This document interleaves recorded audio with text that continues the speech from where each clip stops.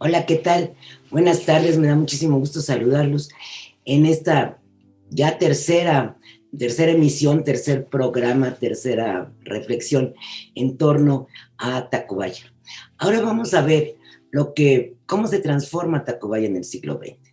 Habíamos dicho que, pues, la Tacubaya porfiriana había sido verdaderamente espléndida, un lugar de mansiones, aunque se dio aquel famoso asalto del que ya platicamos y que también comentamos que en algún momento se habían proliferado las casas de juego, lo que había traído una población, pues no muy favorecedora de un buen ambiente, ¿no? Pero finalmente Tacubaya siguió creciendo. Durante todo el porfiriato se llenó de mansiones, de lugares espléndidos y poco a poco aparece, ya lo vimos también, en los planos de la Ciudad de México. O sea, cómo se acerca, digamos, el mapa, mejor dicho, se amplía y Tacubaya ya empieza a aparecer como parte de la ciudad, lo cual pues no sucedía en el siglo XIX, porque pues Tacubaya, como ya lo sabemos, era lo que se conoce como un municipio foráneo. Eran estos municipios cercanos a la ciudad, pero que en sí mismos constituían otro espacio, otro sitio.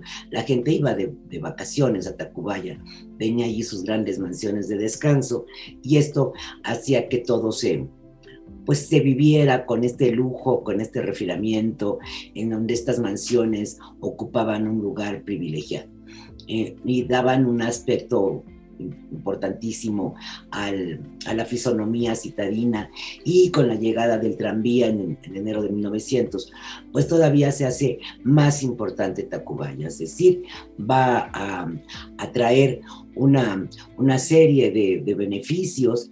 Ya platicábamos cómo Tacubaya va creciendo también en estos aspectos modernos, es decir, la luz, el teléfono, el gas, el agua corriente, es decir, va a ser un lugar verdaderamente que tiene todas las comodidades, y cómo también se empiezan a, a establecer allí instituciones como el observatorio, un nuevo observatorio inaugurado en 1910, y que la estación sismológica, se abren bibliotecas, se establecen escuelas. Entonces, como que comienza a ser poco a poco un lugar que no solamente es de descanso, sino que atrae también aspectos culturales importantes. Pues así transcurre el porfiriato, con estas mansiones fantásticas, repito, en donde destacan principalmente la Casa de los Escandón y la Casa de los Mier en Tacubaya. La Casa de los Mier, que tenía este arco fabuloso y que sobre todo le daba mucha identidad a Tacubaya, como que era la entrada a Tacubaya, un punto de reflexión importante que hay que tomar en cuenta, y que después de la revolución va a comenzar a transformarse, y de eso vamos a hablar ahora. No hay que olvidar también, cuando hablamos de los planes contrarrevolucionarios, los planes reaccionarios, que yo siempre he dicho que Tacubaya fue el refugio de la reacción. Esto, también de ahí va a salir el general Mondragón, Manuel Mondragón, que es uno de los iniciadores de la decena trágica, que tiene como consecuencia final el asesinato de Madero y Pino Suárez. De ahí sale, porque él vivía en Tacubaya, y de ahí sale aquel fatídico 9 de febrero de 1913 para iniciar el golpe de Estado. Entonces también en Tacubaya se fraguó ese golpe de Estado del siglo XX, que, insisto, tiene como consecuencia el derrocamiento y además el posterior asesinato de Madero y Pino Suárez, destruyendo así la legalidad de un gobierno elegido democráticamente. Entonces, con la llegada del siglo XX, la salida de don Porfirio, Tacubaya más o menos mantiene su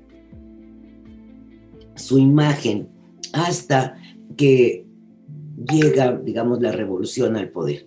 La revolución al poder es un momento complicado, la llegada de la revolución al poder, porque va a transformar muchas de las antiguas prácticas. Es evidente que con la llegada de la revolución, por supuesto, van a comenzar a transformarse algunas viejas prácticas. ¿Por qué? Porque muchas familias habían salido del país, muchas familias habían abandonado incluso la Ciudad de México y se habían ido a Europa, porque tampoco crean que en el resto del país la situación era mejor. Incluso en alguna ocasión que hablamos de Paseo de la Reforma, dijimos que mucha de la gente acaudalada del norte, sobre todo del norte del país, había venido a establecerse en Paseo de la Reforma. Era más seguro estar en la Ciudad de México que en una ciudad, digamos, de la provincia, ¿no? En una ciudad del norte, del centro, en donde se dieron muchísimas batallas y hubo cambios brutales, ¿no? Destrucción masiva y muchas situaciones que transformaron por completo la vida en aquellas ciudades. Pero la gente de Tacubaya, que estaba acostumbrada a una forma de vida que se estaba transformando radicalmente, pues sí, opta por irse un tiempo, sobre todo, al extranjero. Entonces, se abandonan aquellas casonas, comienzan a llegar nuevos habitantes que empiezan a ver con desdén, eso es muy importante dejarlo claro, empiezan a ver con desdén y con desprecio las edificaciones aquellas grandiosas. Les causa horror, les causa descontento, les molesta el hecho de pensar en las fortunas que habían logrado amasar aquellos habitantes antiguos de Tacubaya, y en muchos casos pues se comienzan a demoler aquellas edificaciones. Tengo un ejemplo muy claro que se los quiero leer, de José Vasconcelos, el gran maestro de América, el creador de la Secretaría de Educación Pública, que va a vivir a Tacubaya. Y él dice, en 1895, pues sí llega Vasconcelos a Tacubaya en 1895, pero después ya regresa ahí casado, ¿no? Pero dice, ya adulto, ya recordando sus tiempos de juventud, de finales del siglo XIX, y dice, por el García Cubas, que es el libro de Antonio García Cubas, que se llama El libro de mis recuerdos, conoció de memoria, o también hay un atlas geográfico de García Cubas, debe de haber sido ese, mejor dicho, conoció de memoria la portada suntuosa del jardín frontero de la ermita, que es precisamente la entrada a la casa de los Mier. Portada neoclásica, rematada con una cornisa inútil y por ambos lados la verja desbordada por la arboleda. Entonces, esta imagen que Vasconcelos recuerda, creo tenerla por aquí para mostrárselas, porque llama la atención. Aquí está, déjenme la abro y se las enseño. Porque que diga aquella cornisa inútil, aquel arco que me conocía de memoria, y los narra ya con esa visión, digamos, de quien está ya escribiendo sus recuerdos de joven. Este es precisamente lo que él dice, ¿no? Y señala, lo tengo aquí en una conferencia que di, conocía de memoria la portada suntuosa del jardín frontero de la ermita, portada neoclásica, rematada por una cornisa inútil, y por ambos lados la verja desbordada por la arboleda, que era maravillosa, pero él ya lo señala como un adulto revolucionario que había llegado a participar de la revolución desde las épocas de Madero, que le toca pues vivir la escena trágica, lo narra también en sus memorias, y que después pues va a llegar glorioso a la Secretaría de Educación Pública, que él mismo pues define, construye, diseña, crea, en pocas palabras, ¿no? Es muy interesante pensar en eso, pero porque este Vasconcelos, que criticaba la portada de la Casa de los Mier, es un ejemplo clarísimo de lo que pasa en esa mentalidad de los que llegan al poder con la revolución. Y me refiero en específico a Vasconcelos, porque de ninguna manera podemos decir que él era un militar iletrado que llegó gracias a las batallas, a ocupar algún cargo en los gobiernos revolucionarios. No, Vasconcelos era un estudioso, un joven que había estudiado en la preparatoria y luego la carrera de Derecho, y que después se convierte en filósofo, un gran lector, un hombre culto, y sin embargo veían con desprecio, con desdén estas edificaciones de aquellos tiempos. Ellos no eran de los viejos habitantes de Tacubaya, sino que llegaron ahí a finales del 19, y luego repito lo que ya dije hace un momento, que ya casado también llega a vivir a Tacubaya. Entonces van a ser estos jóvenes revolucionarios los que comienzan a transformar la mentalidad de la gente que había vivido en el Porfiriato, o más bien la mentalidad de la sociedad de aquel entonces, y desprecian, desdeñan, le quitan cualquier valor a lo que se había hecho en ese tiempo. Inclusive esas edificaciones magníficas las van a ver con desprecio. Entonces, una vez que, como decía hace un momento, llega la revolución al poder, la situación va a comenzar a cambiar. En Tacubaya no tanto, más que por esto que estamos comentando, la llegada de nuevos vecinos, de gente joven que llega como consecuencia de la revolución, pero lo que le va a dar una transformación definitiva a la vida, digamos, placentera y tranquila que se vivía en Tacubaya, fue precisamente el decreto de 1929, el último día del 28, mejor dicho, pero ya comienza a tener efecto en 29, que es el decreto en donde desaparecen los municipios del Distrito Federal y se crea el Departamento Central con 13 entonces delegaciones políticas. El Departamento Central, que era más o menos lo que ahora son las alcaldías Benito Juárez, Miguel Hidalgo, Venustiano Carranza y Cuauhtémoc, sobre todo Cuauhtémoc, es la que más ocupa de aquel Departamento Central. Entonces, ¿qué sería? Y eso es muy importante decirlo, la capital del Distrito Federal, porque hoy día el Distrito Federal ya no existe, ya no se denomina así. A todo se le dio por llamar Ciudad de México.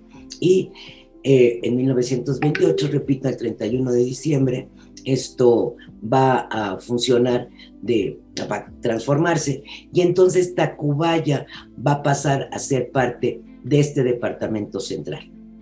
De este Departamento Central que repito, aglutina la parte más importante de la ciudad, lo que era la capital, la vieja Ciudad de México, más estas, digamos, municipalidades que lo envuelven en lo que hoy formarían estas alcaldías de las que hablo. Entonces, el hecho de pertenecer ya a la Ciudad de México, a este Departamento Central, hace que a Tacubaya se le empiece a tratar como parte de la ciudad, es decir, ya no como una municipalidad foránea, sino como parte de la ciudad. Entonces eso cambia muchísimo, pero muchísimo la forma de vida, la forma de tratar a Tacubaya. Es parte ya de las acciones que toma en aquel tiempo el jefe del Departamento Central, porque el jefe del Departamento del Distrito Federal, que me equivoqué, se llama jefe del Departamento del Distrito Federal, que sustituye a la figura del gobernador. Había gobernador antes, aunque no era electo, era nombrado por el presidente de la República. Lo mismo que va a ser este jefe del Departamento del Distrito Federal. Desaparece también el municipio de México, es decir, el municipio de la ciudad central, porque había un gobernador que, valga la redundancia, gobernaba todo el Distrito Federal, pero cada municipio tenía su presidente municipal. Entonces desaparece lo que hoy serían los alcaldes, pues, o los delegados hace unos años. Pero con las características de un municipio libre. Entonces, al desaparecer esta figura también, entonces el jefe del Departamento del Distrito Federal, sea quien fuera, pues toma a su cargo como que todo el Distrito Federal en su conjunto, aunque hubiera delegados, porque entonces sí se llamaron delegaciones. Pero lo que quedó unido a ese Departamento Central ya no tenía una autoridad independiente, ni siquiera como delegado, que tenía mucho menos funciones que un presidente municipal, pero ya desaparecía esa figura en la parte central de la ciudad. Entonces, este jefe del departamento pues tomaba a toda esta parte central como un todo y desaparecen los límites y se va a empezar a modificar el entorno. Esto trae consecuencias. En primera instancia, pues no se van a notar mucho, porque pues la gente seguía llevando su vida de ir a sus compras al mercado o ir a su iglesia, más desarrollar su trabajo donde lo tenía. Y como ya desde 1900, recuerden, había llegado el tranvía, pues la vida podía darse pues, con facilidad, ir a trabajar al centro de la ciudad y llegar a dormir a Tacubaya, porque el tranvía hacía 20 minutos, o sea, era una forma muy sencilla de llegar, tenía una, digamos, rápida de llegar, ¿no? Pero las modificaciones se van a comenzar a ver a partir de las edificaciones, es decir, comienzan, como ya les dije, a demoler las casonas y surgen nuevos edificios, nuevos hitos urbanos. El más llamativo, no puedo decir que es el primero, pero probablemente sí, va a ser el que se da, digamos, a partir de la transformación y la demolición de la Casa de los Mier. Aquella casa fantástica va a comenzar a ser demolida para dar paso a dos inmuebles que hoy día son emblemáticos y que deberemos de proteger a toda costa porque fueron edificios innovadores, transformadores, muy, digamos, en el que se van a incluir muchas de las modernidades ya de los años 30. El primero va a ser el conjunto Isabel, pero antes de pasar a platicar en teoría, vamos a ver algunas fotos de estas transformaciones, sobre todo de la Casa de los Mier, que por acá se las tengo, pero primero las busco y luego les comparto la pantalla. Entonces, fíjense cómo va aquí. Ya empezamos a notar una transformación del entorno, ya comenzamos a ver como una, vamos a decir, pauperización del entorno, ya le habían colocado estos anuncios enfrente, ya tenía esta reja que tapaba la entrada principal, que tan bonita se veía en las otras imágenes, ya como que no era lo mismo. Y se fijan aquí, las ventanas ya están, bueno, estos protectores de las ventanas ya están como, pues yo diría que está rotos, no estoy segura, pero ya no se nota esta elegancia que veíamos en las otras. Aquí tenemos parte de los jardines de la Casa de los Mier, se empiezan a separar y a dividir por calles interiores, pero si ustedes se fijan, estas calles, pues obviamente las hacen los gobiernos, el gobierno central en este caso, que es el que trabaja en la apertura, porque tampoco crean que se los expropiaron, eso no, los mismos descendientes, la familia Mier y Pesado estaba conformada por don Antonio Mier y Celis y su esposa doña Isabel Pesado, Isabel Pesado, que a la postre se queda viuda, y entonces doña Isabel Pesado, viuda de Mier, que no tuvo hijos, decide crear una fundación de beneficencia.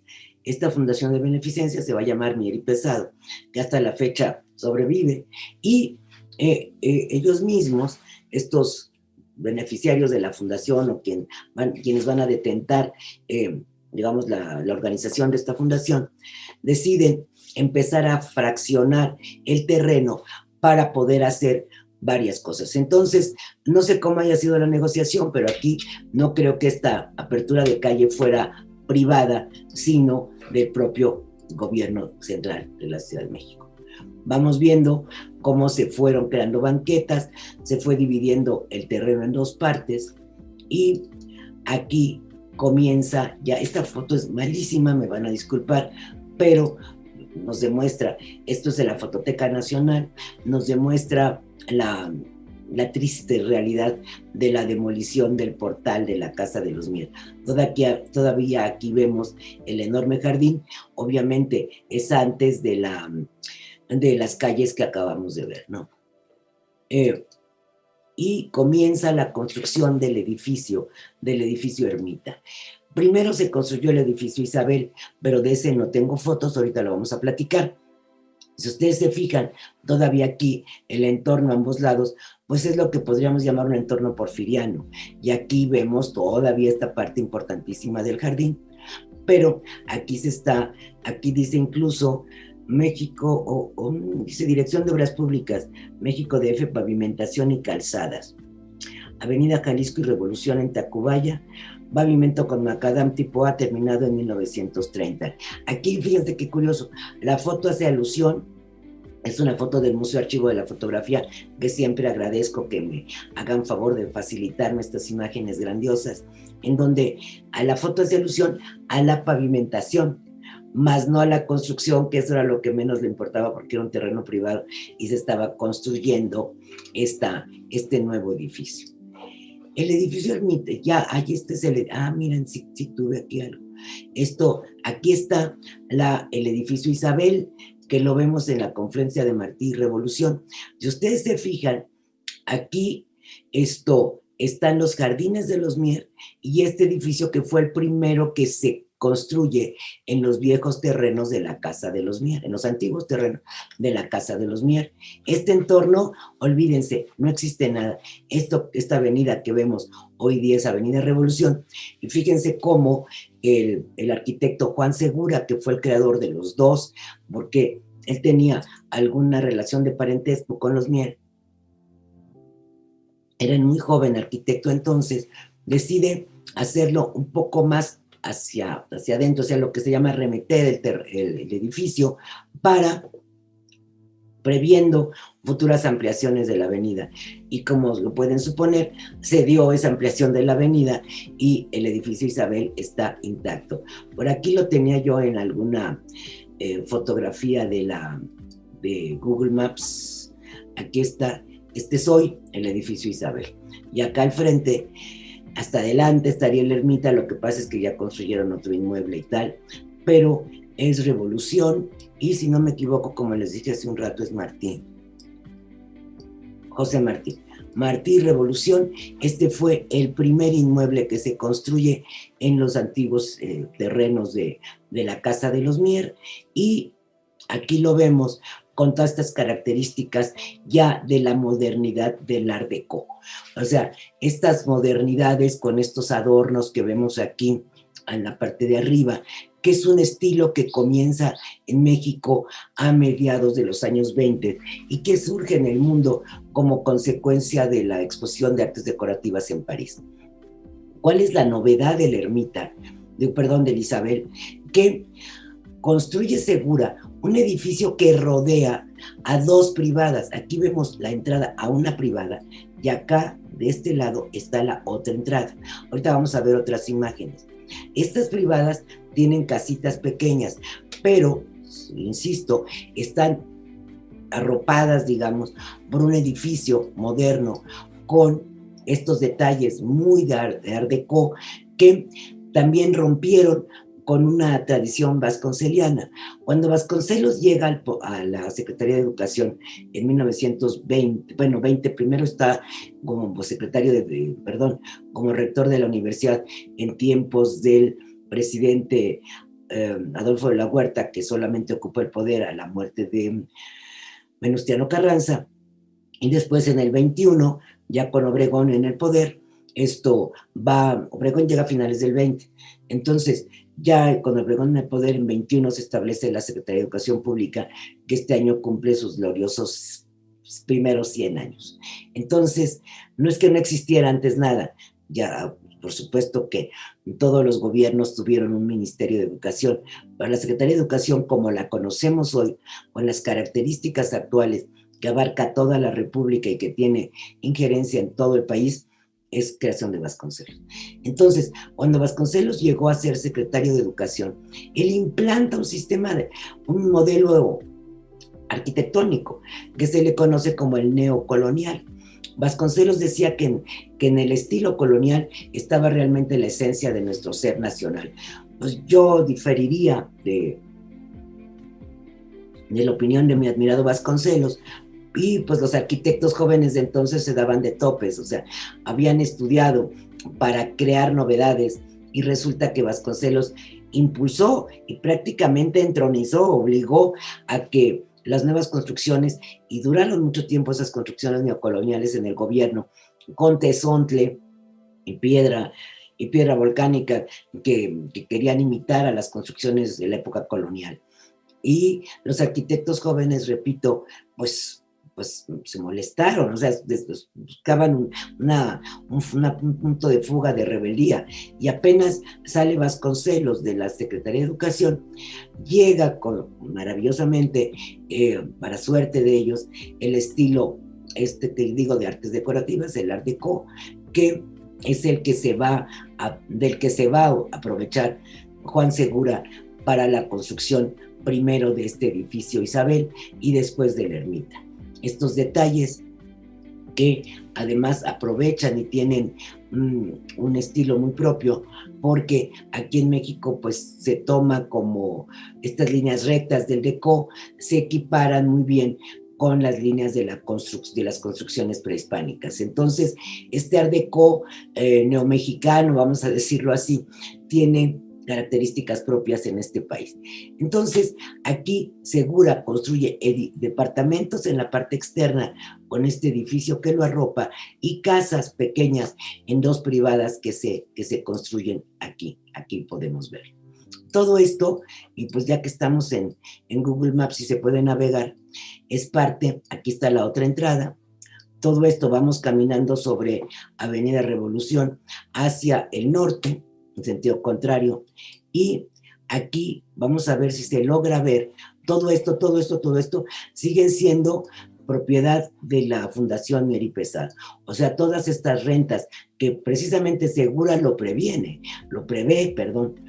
esto de construir estos espacios para comercio con el afán de que se sostuvieran las obras de beneficencia que la Fundación tenía pensado emprender. Todo esto sigue siendo parte de la construcción, parte de lo que fue la Casa de los Mier. Y aquí, por eso me hice a un ladito y se pudo ver, podemos ver aquí a las dos torrecitas y la cúpula de lo que fue la capilla de los Mier y que ahora forman parte de una casa de asistencia para ancianos que sostiene la Fundación Mier y Pesado. Claro, cobran, pero es muy bonita porque conserva la única parte que se mantiene viva del taller, estoy loca, del jardín de la Casa de los Mier. Y aquí vemos la gran capilla, ahorita vamos a ver otras fotos, y las torres. Fue lo único que se conservó de aquella mansión fantástica dentro, que fue la casa de la familia Mier y Pesado. Bueno, familia, pues el matrimonio Mier y Pesado. Todas estas construcciones, todos estos comercios, que en este caso rodean a la casa de ancianos, esto pues siguen siendo propiedad de la fundación. Todo esto, aquí estuvo el Cine Ermita y esta es una de las calles que veíamos que se abrieron en las fotografías anteriores, en las fotografías del Museo Archivo de la Fotografía. Este edificio es nuevo y aquí todavía se estaba construyendo, hoy está más alto. Aquí todo esto es propiedad de la Fundación Mier y Pesado, y aquí llegamos al edificio Ermita del que vamos a platicar. Aquí es otra de las calles que se abrieron, esta otra en la propiedad de los Mier. Aquí están los vestigios del cine hipódromo del que ahorita vamos a platicar, y aquí está el edificio Ermita, que es, como les digo, también otra construcción del arquitecto Juan Segura. Esto también desde el principio se construyó, que son los locales comerciales con los que, repito, se pensaba sostener, digamos, con las rentas y con las rentas, bueno, ambas rentas, pues, con la de los departamentos y las de los comercios, se mantendría el recurso donado por doña Isabel Pesado, viuda de Mier, para esta fundación. Aquí vemos el Ermita de frente, que es precisamente el mismo punto que ocupaba esa entrada principesca de la Casa de los Mier, y ya vimos cómo actualmente son 3 manzanas y que lo único que se conserva son una partecita muy pequeña de los jardines y la capilla de la que ahorita vamos a hablar. Entonces aquí está el edificio Isabel, cuando se construyó en el mismo año del decreto centralizador del que ya hablábamos antes, es decir, en 1929. El decreto es del 28, ya les digo, del final es del 28. Esta es la capilla. Esta es la capilla que en la vista que acabamos de de apreciar en Google Maps, lo que veíamos eran las dos torrecitas estas y la cúpula. Es una imitación, una copia del Panteón de Agripa de Roma, del Foro Romano, aquella construcción fantástica.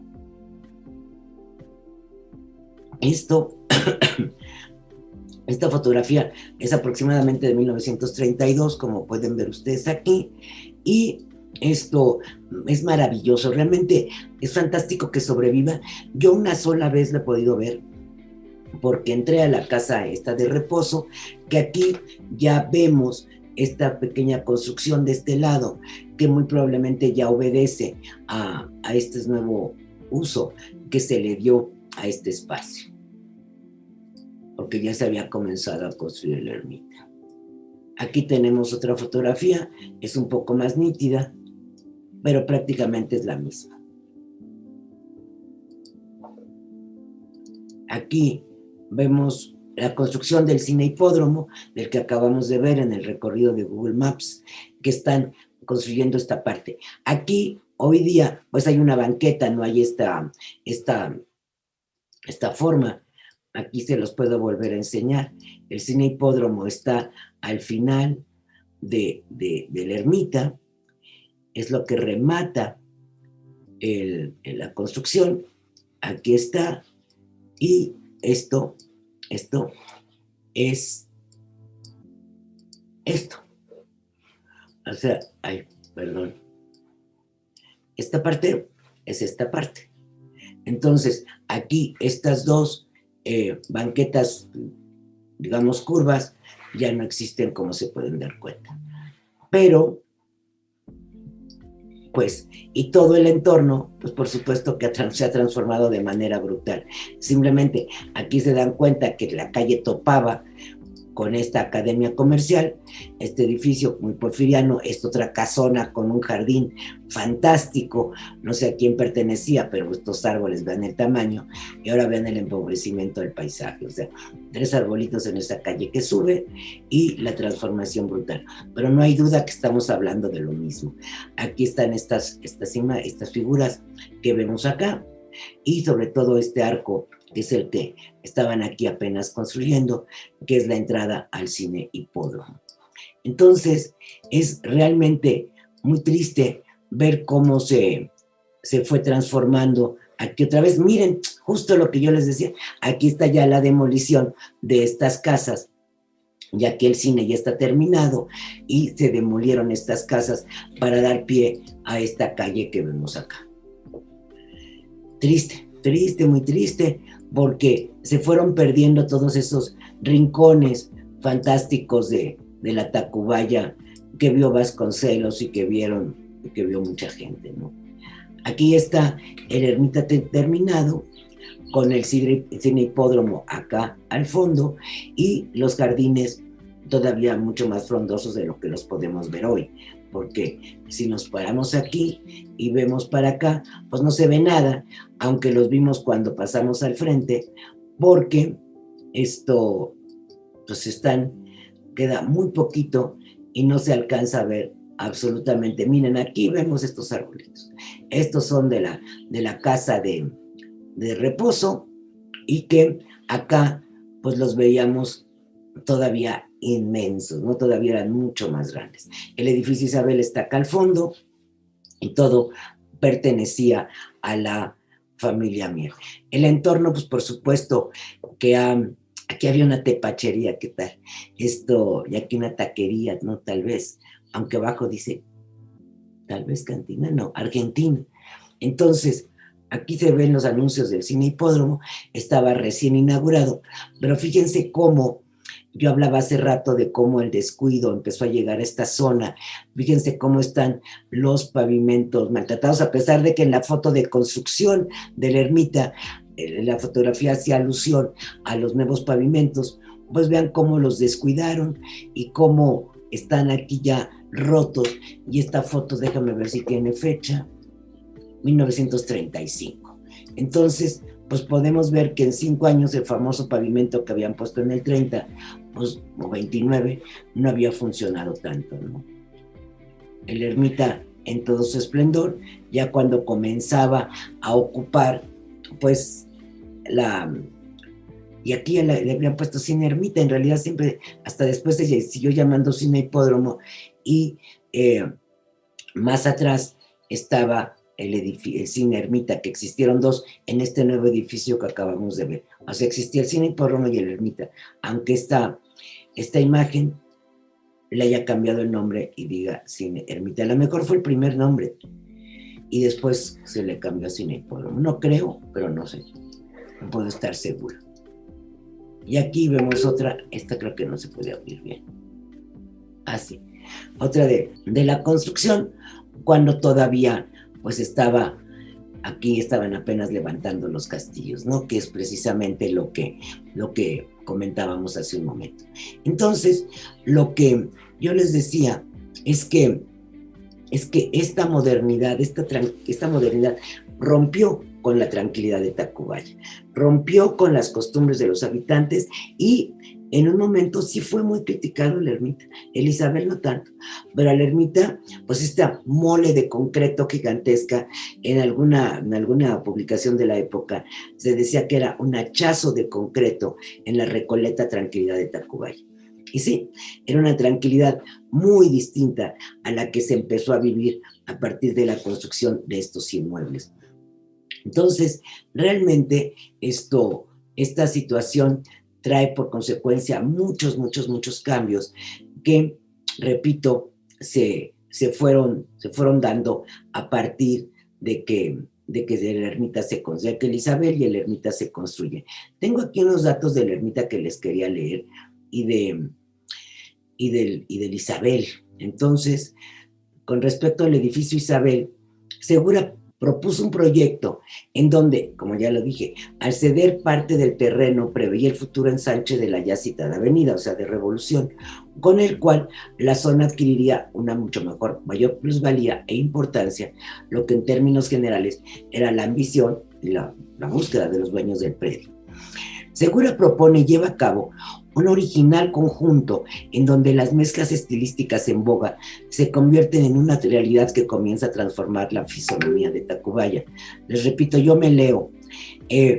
Considerado como prioritario, esta es una conferencia que di hace bastantes años, como prioritario el requerimiento de optimizar el espacio para obtener mayores ganancias, construyó una serie de locales comerciales que ya vimos, que ocupan la planta baja del edificio de 3 niveles, propuesto en la periferia, mientras que el interior se desarrollan alrededor de un patio central, viviendas unifamiliares de 2 niveles. Comprometido con la idea del conjunto, Segura llegó incluso a desarrollar el diseño de detalles que podrían parecer mínimos, como lámparas, ornamentación de escalones y carpintería de puertas y ventanas, lo que produjo una magnífica integración estética que a la fecha se mantiene. La fachada, de la que ya platicamos, de gran plasticidad, combina elementos arquitectónicos con decoraciones superpuestas que traen a la memoria reminiscencias de estilos anteriores de una ornamentación exacerbada. Así rompe con el neocolonial e introduce detalles que vislumbran la modernidad del Art Deco. Al año siguiente, en el 30, Segura también emprendió la construcción del edificio Ermita, que es en sí mismo un alarde arquitectónico.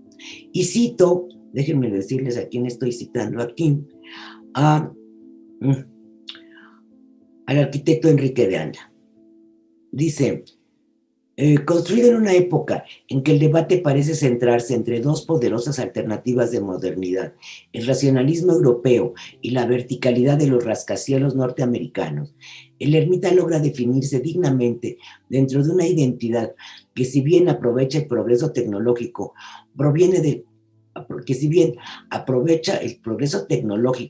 proveniente del extranjero, no cede ante la plástica predeterminada en otras latitudes, prefiriendo integrar un vocabulario arquitectónico absolutamente propio y original.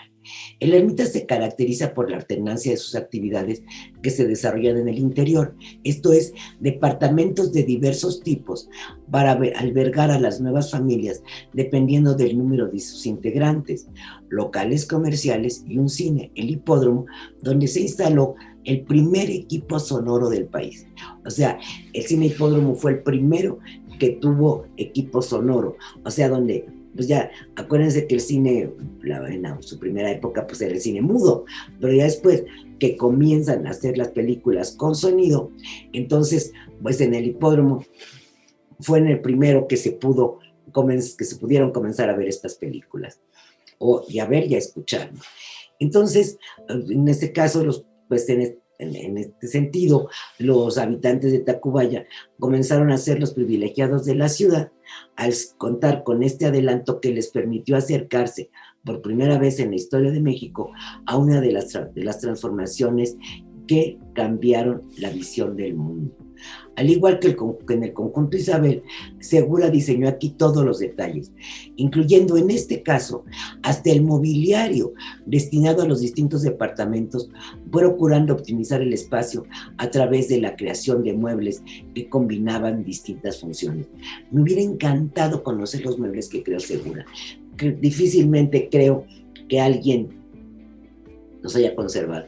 Ojalá sí, si alguien nos escucha y conoce algunos de estos muebles que creo Segura dentro de la ermita, pues sería maravilloso que nos platicara o que nos enseñara alguna foto. No conozco, eso sí, ni en foto, alguno de estos muebles que creo Segura. Yo conozco la ermita y ahorita les enseño unas fotos. Hay departamentos, perdón, como un poco más amplios, como para familias grandes, pero por primera vez Segura crea departamentos muy pequeños para que habitara una sola persona. Entonces ahí es una sola habitación en donde pues se combinaban la sala con la recámara y el comedor y la cocina y el baño. Y otros que tienen sus 3 recámaras, es decir, departamentos de diferentes tipos alrededor también de un patio central. Déjenme ver si localizo ahorita las fotografías de la ermita para enseñarles algunas. Y también de Elizabeth. Sí, aquí tengo algunas que les puedo mostrar y que son interesantes. Son recientes, de hace unos 5 años estas fotos. Ahí está. Entonces, vamos a ver algunas, obviamente, no todas, pero miren, este es el interior de la ermita. Es realmente una belleza la forma en que Segura diseñó este interior. Este interior, que esto no crean que está hasta abajo, está como terraza, o sea, vivir en este piso es un privilegio, porque los departamentos de abajo, pues son como los de cualquier edificio, pero aquí va a crear este corredor hacia abajo, claro que hay luz, pero no tiene esta posibilidad de ver el tragaluz maravilloso que tienen aquí. Es realmente fantástico. Fue muy novedoso este diseño que crea el arquitecto Juan Segura adentro de la ermita, ¿no? Tengo varias fotos, pero lo importante son las que señalé con rojito. Este es el conjunto Isabel, esto es el interior, donde decimos que Segura diseñó hasta los detalles más insignificantes, que vale la pena. Y este juego de luces y estos árboles que no tengo ni idea si los habrán conservado del antiguo jardín de los Mier, pero es el jardín central del conjunto Isabel, de una de las 2 privadas, ¿no? Aquí está el diseño de la puerta que comentábamos en este texto que le estaba yo leyendo, cómo Segura diseña todos los detalles con estos adornos, estos frisos de mosaico, y esta es la entrada a la puerta, mejor dicho, la puerta de la entrada a una de las 2 privadas. Esto también es el Isabel. Es que me gustan mucho estos juegos de luz y sombra. Esta es la otra privada, con otro tipo de árboles, pero también extraordinario, como túnel. ¿Y por qué hace este túnel? Pues porque arriba está el edificio que vimos que protege o que envuelve, mejor dicho, a las 2 privadas de casas que están aquí. Esto sigue siendo el Isabel. Estas son las casitas interiores y aquí se pueden dar cuenta de lo que leíamos, cómo diseñó las lámparas, los escalones, las puertas, o sea, todos los detalles interiores, todos los va a crear en este mismo sentido de crear un verdadero conjunto, ¿no? Aquí tenemos una imagen de estas casas. esta yuca aquí que le da mucho color y este está muy bien mantenido. O sea, ustedes se pueden dar cuenta de lo bien que está, a pesar de que padeció mucho. O sea, el Isabel y el Ermita padecieron muchísimo porque en aquel decreto de finales de los años 30, si no me equivoco, principios de los 40, esto fue, si no me equivoco, fue de Lázaro Cárdenas, en la congelación de rentas. Entonces, las rentas se quedaron congeladas, no podían subir los propietarios la renta. Yo conocí gente de la fundación que me platicó que durante años la fundación pasó por unas crisis espantosas porque se quedaron con rentas de $1, $1 y unos 50, que ya para los años 80 que se deroga ese decreto, pues ustedes sabrán para lo que había servido. O sea, y entonces llegaron a tener un deterioro brutal. Yo conocí el edificio que rodea estas dos privadas del conjunto Isabel en unas condiciones verdaderamente lamentables. Afortunadamente estaba muy bien construido, no se vino abajo, pero la gente pues se había quedado heredando el departamento de padres a hijos, a nietos, a bisnietos, y seguían pagando $1 o $2. Entonces pues no lo cuidaban, y la fundación pues no tenía recursos suficientes para pagar más. Las casitas, como pueden darse cuenta, son verdaderamente hermosas y la privada es una belleza. Otra muy parecida que ya chole me van a decir, acá otra de Isabel. Este es el exterior, igual que lo que estábamos viendo en las imágenes de Google Maps. Y de la ermita, por aquí tengo otras 2 o 3. Este maravilloso tragaluz que está en la parte superior de la ermita, muy, muy bello.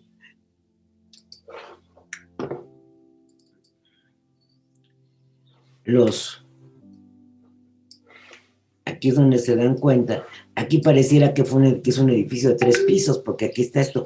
No, estos son los últimos 3 pisos del inmueble. No, por eso les digo que los primeros pisos no te das cuenta de esta belleza que está en los últimos 3 niveles, ¿no? Realmente extraordinario. Aquí tenemos otra vista de estos últimos niveles que realmente pues vale la pena, ¿no? Es una modernidad, un lujo, una maravilla pensar en vivir en el Ermita. Vale mucho la pena. Si nos escucha el arquitecto Pepe Alar, que nos cuente cómo vivió en el Ermita, ¿no? Porque yo sé que él vivió ahí un tiempito. Pero ya nos platicará. Pero finalmente, pues son edificios fantásticos, pero que, insisto, sobre todo el Ermita fue muy criticado en su momento. Entonces, también en ese tiempo empezaron a crearse otros edificios, como en 1931 se construye el edificio Jardín, que ahora se le llama edificio Martí, que está en Sindicalismo y Martí. Este edificio no guarda nada, y creo que sí tenía yo alguna imagen, déjenme ver aquí está, pero ahorita se las enseño hasta que primero se las lea, porque verdaderamente fue otro alarde. El arquitecto Francisco J. Serrano, que fue pues un arquitecto muy, muy reconocido y que es de familia de arquitectos. Su papá fue arquitecto en tiempos de Don Porfirio, luego este arquitecto Serrano de 1931, y el hijo y el nieto, si no me equivoco, siguen en la función de arquitecto. El edificio Jardín, en donde él mismo lo describía, aquí hay una influencia de la escuela francesa de los años 30, y decía Serrano, a mí me sirvió de mucha guía e influyó propiamente en mi manera de pensar Le Corbusier. Yo tenía mucho interés en los jardines, porque Le Corbusier precisamente decía, acuérdense que Le Corbusier es uno de los arquitectos que transformaron la forma de construir en el siglo XX.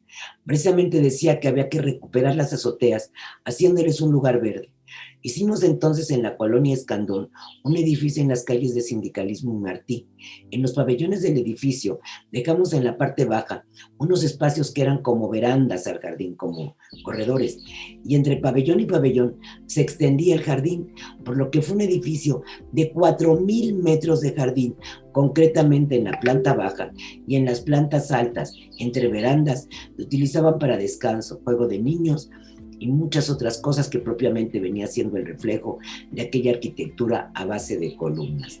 Es impresionante que, a diferencia de otros arquitectos que empiezan a proliferar a partir de entonces, Serrano construye haciendo ver la necesidad de enfatizar la belleza ornamental como punto fundamental de toda obra edificada. El hecho novedosísimo de dotar de un edificio de áreas comunes jardinadas, causó la admiración de aquellas familias que, habiendo considerado a la Tacubaya postrevolucionaria como refugio de nuevos ricos con gustos muy discutibles, o de grupos de obreros que habían encontrado ahí cobijo merced a las nuevas políticas conciliatorias populistas, regresaron a esta Tacubaya de nuevo afrancesada, ahora por la modernidad afrancesada, que les daba abrigo dentro de la modernidad que tanto anhelaban. Es decir, muchas de estas familias que les digo, que surgen como consecuencia de la revolución, los que llegan a vivir a la Ciudad de México, es una nueva clase social, indiscutiblemente, son los que van a encontrar en esta nueva Tacubaya, con estas transformaciones arquitectónicas, pues un abrigo y una modernidad. Entonces, iban dejando las viejas construcciones de antaño para dar paso a estas. Déjenme ver, yo vi unas fotitos, espero tenerlas a la mano, pero creo que sí lo tengo, el edificio jardín. Miren, voy a ver si tengo dos siquiera que se pudiera ver por dentro. Creo que no, pero por afuera sí. Y ahorita vamos a ver la transformación brutal, porque ya saben, los nuevos modernizadores que llegan, compran los edificios y los transforman, en este caso igual, a destruyen, porque le quitaron todas estas características, vamos a ver, y que fueron fantásticas en su momento y que las destruyeron por completo. Ay, que se abra. Ah, ahí está. Este edificio, ustedes se fijan que apacible, la calle enorme, se nota que aquí pues todavía no había nada, lo estaban apenas construyendo, es en la colonia Escandón, y fíjense lo que decía Serrano, de este jardín en la planta baja, donde el edificio está sostenido por columnas. Entonces, a lo mejor dicen, bueno, pues no le veo tanta gracia. Busquen en el internet edificio Jardín o edificio Martí, porque le cambiaron hasta el nombre. Y es muy impresionante la transformación, y lo tenemos aquí. Vean, a mí me costó mucho trabajo llegar a la conclusión de que era el mismo, porque vean en qué condiciones, pero ahí están estas terracitas que veíamos en esta foto. Ahí están estas dos terracitas de la esquina. Están aquí, son estas dos, y vean cómo le quitaron absolutamente todo el jardín de la planta baja para construir perdón por la palabra, pero este mugrero. O sea, es una cosa espeluznantemente fea. Y aquí lo vemos, es que sí, de veras, créanme que viendo esto yo decía, no, que no puede ser el mismo. Y ya está pues como adorno de la entrada que vemos acá, se alcanza a ver, hasta yo pensaba que eran dos. Aquí está lo único que le dejaron de su antigua entrada, del antiguo esplendor. Aquí está esto, lo que vemos aquí, es esta parte con esta saliente, parece increíble, pero está la misma. O sea, es increíble, positivamente increíble, que hayan logrado desbaratar y sin ningún conflicto. Eso es algo que yo todavía no logro entender, cómo muchas generaciones pues hemos visto pasar, ¿no? La transformación de nuestra ciudad, la desaparición de estos espacios fantásticos, que si bien aquí en Escandón no creo que hayan destruido ninguna mansión porfiriana, en otros casos sí, como acabamos de ver en el caso de los Mier, pero, perdón por la repetición, pero esta transformación brutal de este edificio con estas características.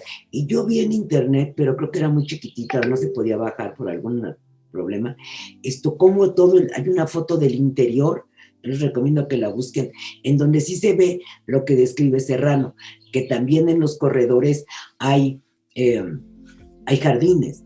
Entonces, de esto a esto, Dios mío, pero ¿cómo se atrevieron? Uno no lo puede creer. Y aquí, insisto, la única reminiscencia entre estos cables que esta ciudad nos ha traído con también la modernidad de las cableras y de las televisiones, de las cadenas de televisión, híjole, nos han empobrecido el paisaje de una manera brutal, pero aquí entre cables podemos distinguir que esta entrada, pues es esta. Aquí la vemos. Entonces, es muy triste ver cómo se dieron todas estas transformaciones en aquella Tacubaya que había sido o se había empezado a modernizar pensando en esta modernidad todavía muy al estilo francés, sí, pero con este, vamos a decir, buen gusto, ¿no? Con esta creación de novedades.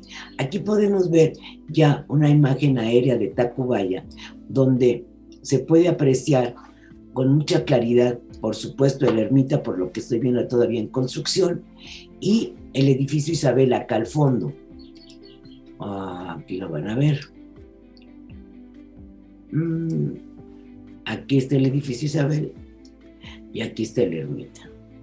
Y todo esto son los jardines, que también te volvió a partir en dos esta manzana, aquí más o menos, y esto, tal vez esta sea aquí la capilla, pero aquí se volvió a partir para hacer la casa de descanso.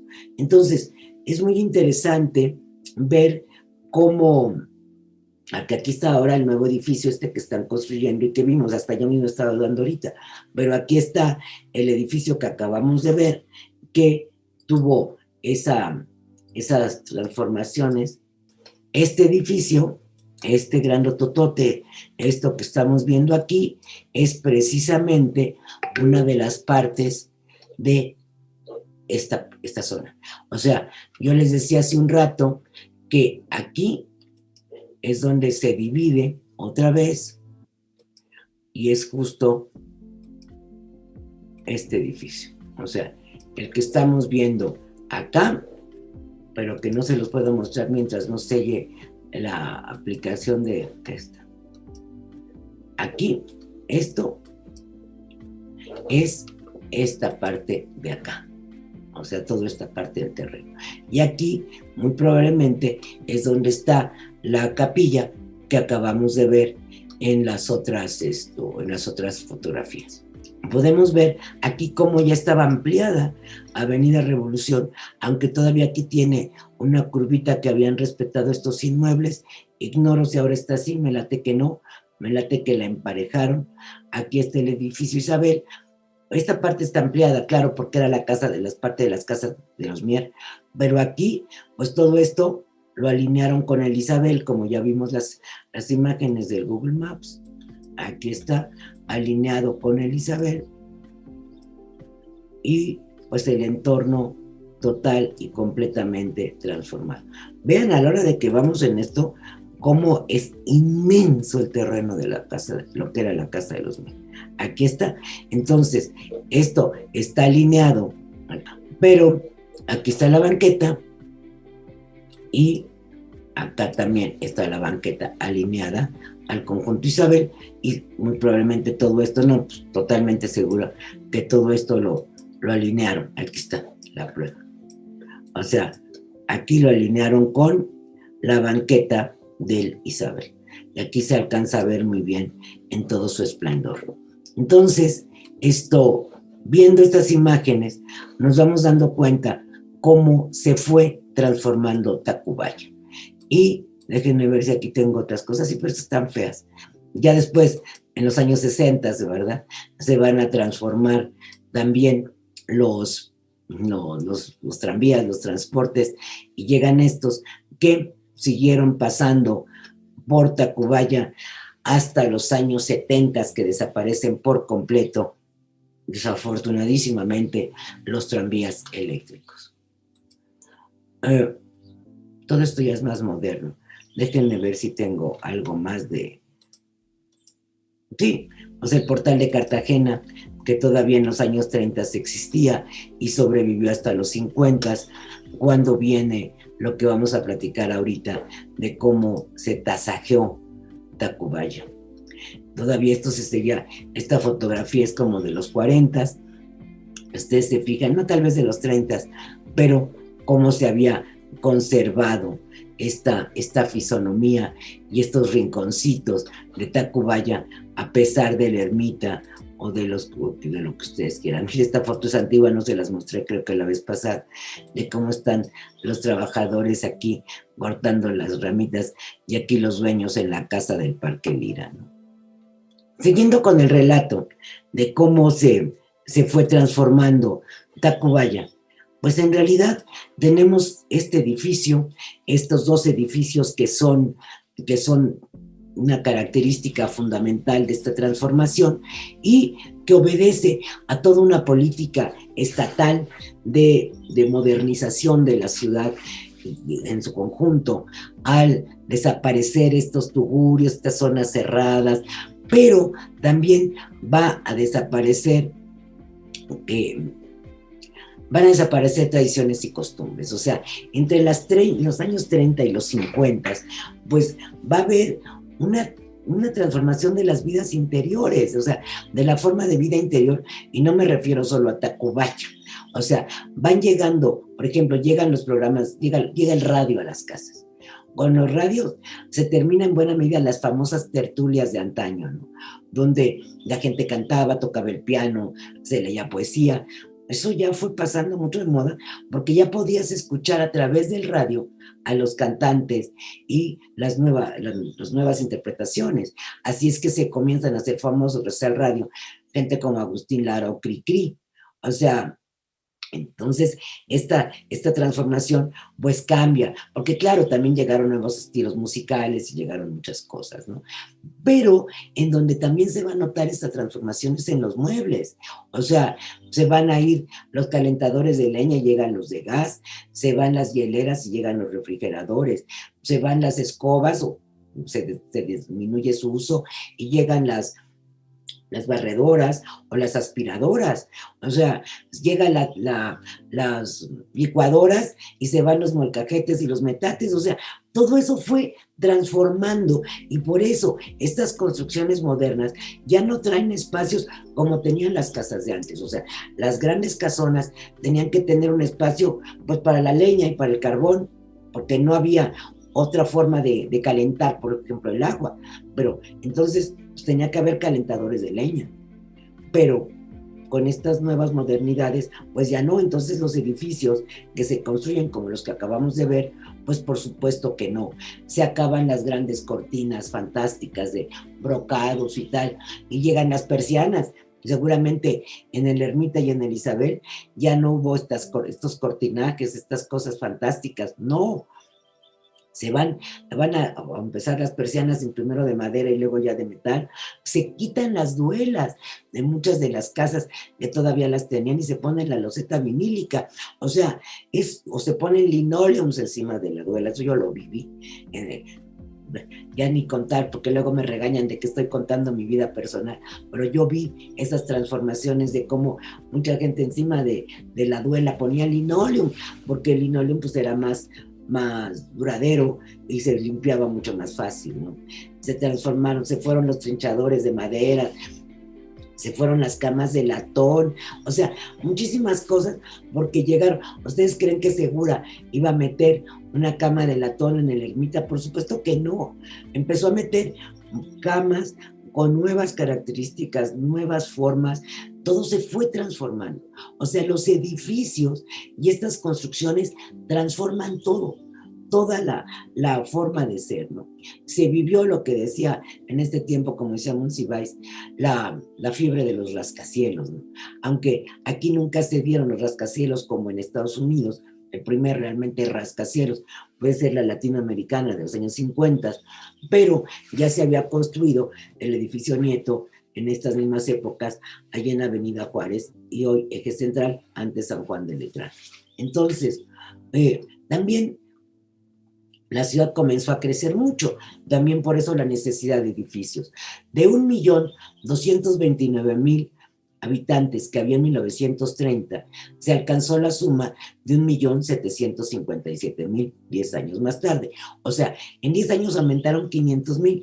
A nosotros hoy, como sabemos que aumenta la población, tal vez nos parece pues muy poca cosa, pero a la hora de contar gente, pues claro que eran muchísimos más, ¿no? Entonces, también se comienza a ver la necesidad de construir estas grandes viviendas estas grandes viviendas, ¿no? Estos grandes conjuntos habitacionales para trabajadores.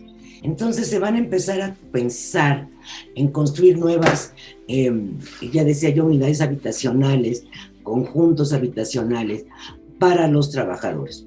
Para estos trabajadores que van a llegar a aumentar la población de manera clara en estos tiempos, ¿no? Van a llegar a transformar la forma de vida y pues vienen buscando, acuérdense que eso ha sido ancestral también en esta ciudad, cómo llegan a transformar la vida cómo se transforma la vida y entonces requieren trabajadores nuevos.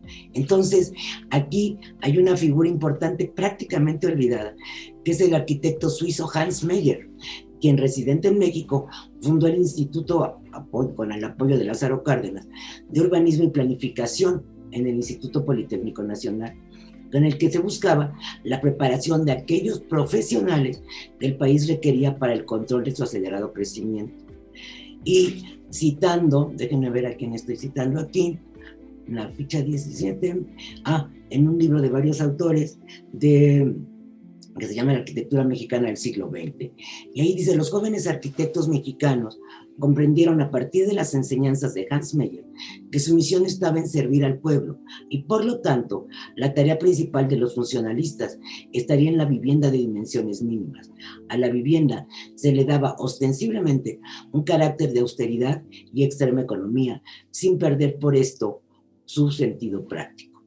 Desafortunadamente, este instituto fundado por Meyer duró solo 2 años. Sin embargo, su herencia quedó plasmada en los jóvenes arquitectos de las nuevas generaciones por venir.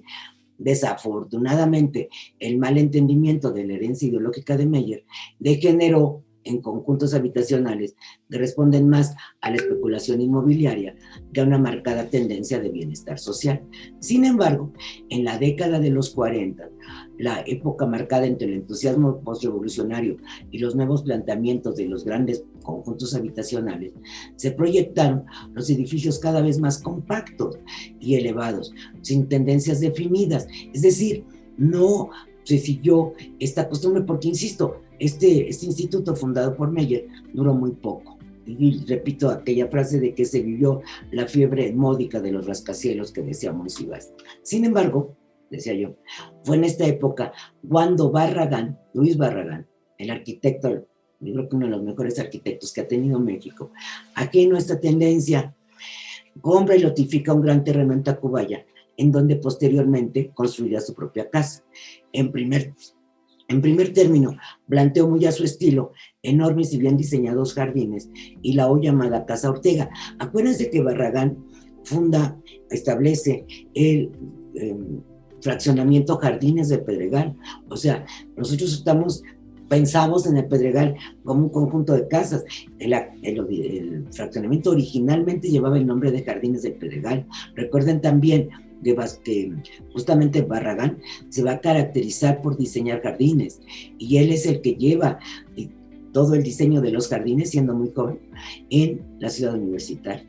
Entonces, ahí en este terreno que él compró, después de diseñar los jardines, construye la llamada Casa Ortega, que fuera su primer lugar de residencia antes de concluir en 1947 la que fuera su hogar hasta su muerte.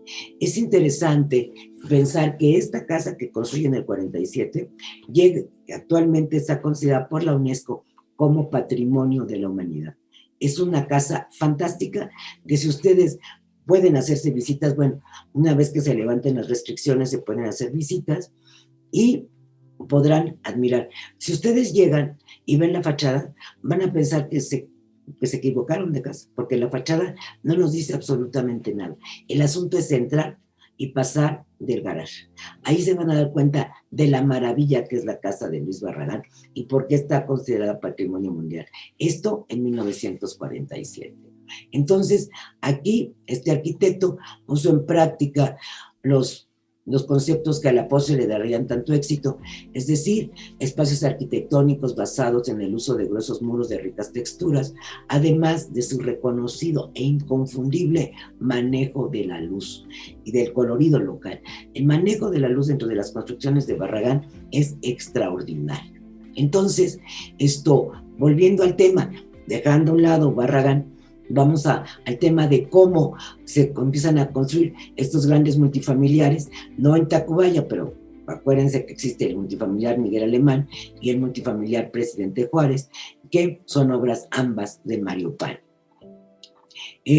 Desafortunadamente, en muchos casos, yo sé que a quien me escuche va a poner el grito en el cielo, llegó a esta ciudad como jefe del departamento del Distrito Federal, el licenciado Ernesto Peuruchurtu. Él va a traer a esa Ciudad de México que había conservado parte muy importante, a pesar de todo esto que venimos narrando, de sus antiguas zonas habitacionales, le va a dar un culto indiscriminado al automóvil. Y esto trae consigo una transformación brutal de la ciudad, y a quien le tocó brutalmente fue a Tacubaya. Entonces se abrieron avenidas, se trazaron nuevas vialidades, se hizo el viaducto, se trazó la primera parte del periférico. Pero, y además, en este mismo tiempo, que las viejas lomas de Tacubaya se habían convertido en arrabales, fue cuando en 1950, en los mismos terrenos que 57, en los mismos terrenos que Hans Mayer hubiera planeado una ciudad para trabajadores, el arquitecto Mario Pani, y experimentado con esos dos anteriores conjuntos, el Miguel Alemán y el Benito Juárez, el presidente Juárez se llama específicamente, construye la unidad habitacional Santa Fe. O sea, yo les recomiendo que algún día siquiera la busquen en Google, es inmensa. A mí esa, la verdad, no me gusta de manera personal, en gusto se rompen géneros, pero es una cosa rara. A diferencia de los conjuntos Miguel Alemán y Presidente Juárez, que son una serie de edificios, y en el Juárez algunas casas pequeñas, porque sobre todo el Juárez fue muy dañado con el terremoto de 1985, acá en el Santa Fe son por un lado casas, por otro edificios. La verdad, yo he estado una sola vez, lo reconozco, y pues no me pareció tan espectacular como los otros dos conjuntos. Pero lo pueden buscar, la pueden revisar y la pueden ver. En este mismo año se ampliaron, decíamos, las avenidas Revolución y Patriotismo al año siguiente, es decir, en 58, se entubó el río de Tacubaya, mismo que hacia 1959 se transformó en el viaducto Río de la Piedad. Fue en esa misma época cuando se ligaron Parque Lira y Avenida Molino del Rey, Vicente Guía con la Avenida Benjamín Franklin, Avenida Parque Lira con el viaducto Miguel Alemán y la calle 11 de Abril con el viaducto. Entonces, es impresionante porque estas viviendas ocuparon lo que habían sido zonas de cultivo, y estas transformaciones de las que acabo de hablar y que las enumeré rapidito, enumeré solo las más importantes, comenzaron a transformar tanto el paisaje como la vida en el centro, en este caso concreto de Tacubaya. Entonces, este afán modernizador a toda costa es verdaderamente impresionante. Yo les quiero leer un texto de Guillermo Tovar que publicó por primera vez en 1985. Mi querido Tovar, pero que hace muy clara referencia a cómo se han destruido, se ha destruido la ciudad ante la mirada impasible de los habitantes. Y dice, los mexicanos sufrimos una enfermedad, una furia, un deseo de autodestruirnos, de cancelarnos, de borrarnos, de no dejar huella de nuestro pasado y de un modo de ser en el que creíamos y al que nos consagramos. Somos actuales a costa de negar nuestra vocación barroca y adoptamos un supuesto buen gusto a costa de nuestra verdadera riqueza artística. No conozco otro caso semejante en la historia de la humanidad. La destrucción de Roma por los bárbaros es menos inexplicable. Destruían algo que no les pertenecía. Los mexicanos tenemos la mala costumbre de autodevaluarnos a partir de la conquista y olvidar la costumbre que ejemplifica el Templo Mayor de Tenochtitlan de construir sin destruir lo que ya existía. Los mexicanos creemos todavía que es necesario destruir el pasado para disponer el presente. Más que una mala costumbre, es un problema de identidad nacional. A los últimos 40 años, él lo escribe en el 85, entonces nos referimos a 45-85, tiempos de conciencia aparente, cuando han sobrado los defensores del tesoro artístico de la capital, les debemos las más vastas destrucciones desde los tiempos de la Reforma. Es decir, entre el 45 y el 85. Y lo peor es que han seguido. O sea, ese sentimiento de pérdida no se manifiesta en acciones definidas por la protección de este patrimonio, de esta memoria histórica, de esta herencia que nos ha llegado del pasado, ¿no?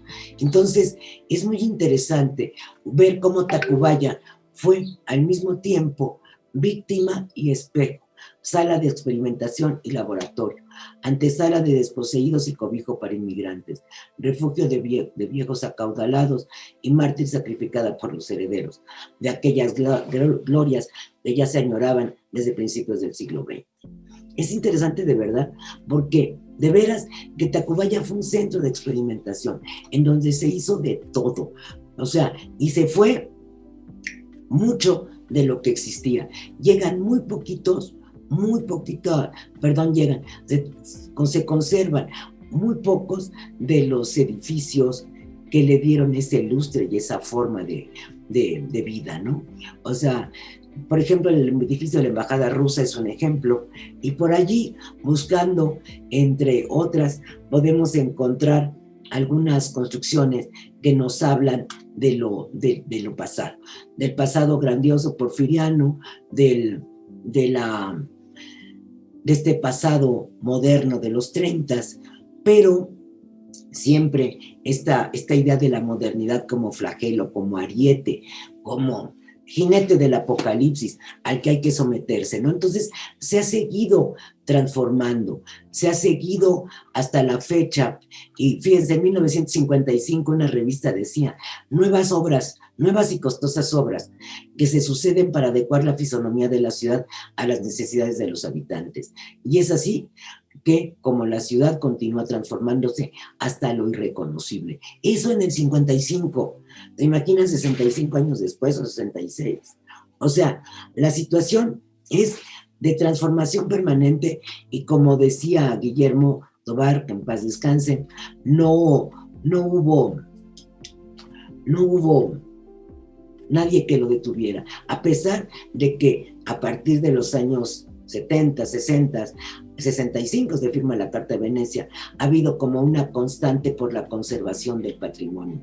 Se crea la Dirección del Patrimonio Mundial en la UNESCO, y pues ni así. O sea, seguimos despreciando nuestro pasado, ¿no? Entonces, lo más increíble es que fue en el 58 cuando se hace un programa de modernización de Tacubaya, programa de regeneración urbana se llamaba, en un área perimetral de la Ciudad de México que comprende la zona de Tacubaya. Este programa de 1958 estuvo liderado nada más que nada menos, entre otros, por los arquitectos Alejandro Prieto y Carlos Becetina.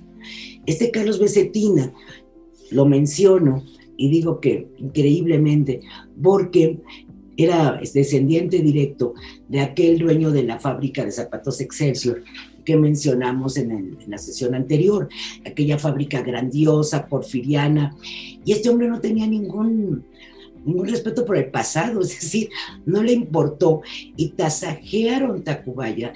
O sea, es cuando desaparecen esos portales que estaban en la plaza de Cartagena, desaparece la plaza misma, desaparece todo ese entorno, digamos, provinciano. Y para él, este proyecto lo propone con el fin de mejorar las áreas habitables, integrándolas con mayor eficacia al área urbana.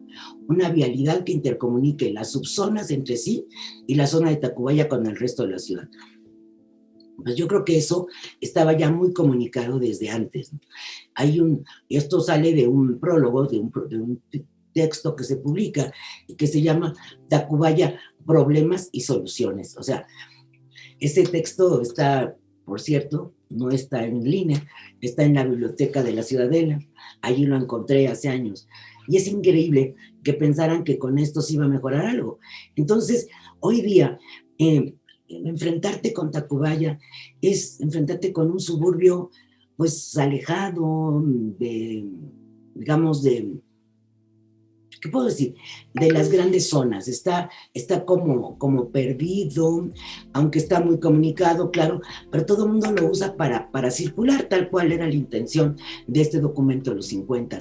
O sea, muy poca gente pasea por Tacubaya, descubre todavía estos rincones, reconoce en Tacubaya un espacio que fue fantástico y pues no nos queda, ¿verdad?, más que pensar en hacer votos, en buscar la forma de que Tacubaya no solo sobreviva en nuestra memoria, ¿no?, sino que sobreviva también en nuestra vivencia actual, ¿no?, en nuestra forma de vida, en lo que tenemos hoy día, que podamos todavía rescatar de Tacubaya.